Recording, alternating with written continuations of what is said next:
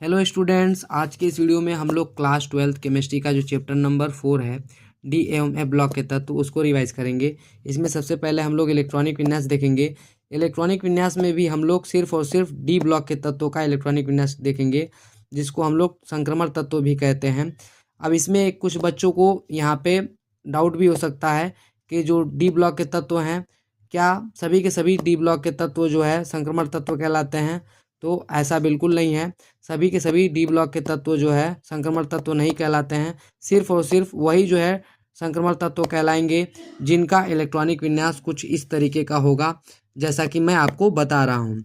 जब संक्रमण तत्व की जांच करनी होगी आपको, तो आप क्या देखेंगे, अगर कोई भी एलिमेंट आपको दिया गया है और उसका अगर इलेक्ट्रॉनिक विन्यास लिखा गया है, तो उस इलेक्ट्रॉनिक विन्यास को जब आप ध्यान से देखेंगे तो उसमें आपको ये चीज़ मिल जाएगी कि आपका जो सबसे बाहरी कोश है, वो जो एन वाला, उसमें आपको क्या दिखेगा कि एस उपकोष में एक इलेक्ट्रॉन होगा, या तो दो भी हो सकता है, लेकिन उसमें एक चीज़ कॉमन होगा कि जो अंदर वाला जो उपकोष होगा डी वाला, उसमें 1 से लेके 9 तक ही इलेक्ट्रॉन दिखेंगे।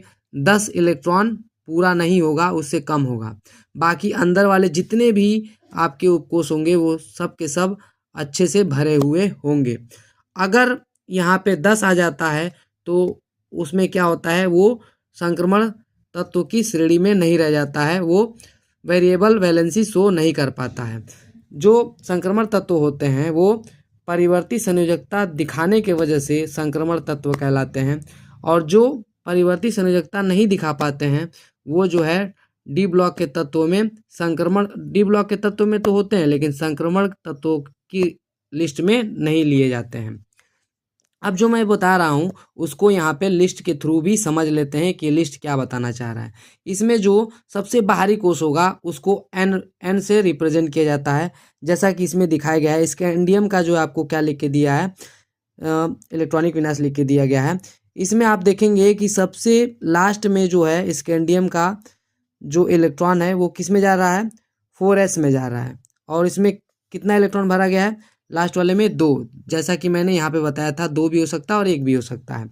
अगर मैं डी उपकोष की बात करूँ तो डी उपकोष में आपको क्या दिख रहा है, n-1 बोला गया था, मतलब n की मैक्सिमम वैल्यू कितनी थी, 4 थी। 4 में से जब 1 घटाएंगे तो कितना आएगा, 3 आएगा। तो यहाँ पे देखिए डी क्या है, 3 है, जो कि यहाँ पे आपको बताया गया था। और इसमें बोला गया था कि 1 से लेकर 9 तक जो है आपका इलेक्ट्रॉन हो सकता है। तो देखिए यहाँ पे सिर्फ 1 लिखा हुआ है, तो ये इस चीज़ को रिप्रेजेंट कर रहा है। इसी तरीके